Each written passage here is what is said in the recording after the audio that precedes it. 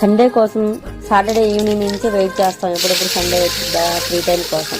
ఇంకా సండే వచ్చేసిందండి. మార్నింగే ఎంత లేజినెస్గా ఉంటుందో అసలు లేవడానికి కూడా, కానీ పూరి చేసుకొని తినాలనిపించింది. ఆ వెదర్ ఎలానో అసలు చలికాలం కదా, బాగా చల్లగా ఉంటుంది. అందుకే నేను వేడివేడిగా పూరి కూర చేస్తాను. ఎలా చేస్తాను మీరు కూడా చూసేయండి. ముందుగా పూరి పిండిని ఇలా కలిపి పెట్టుకున్నాను.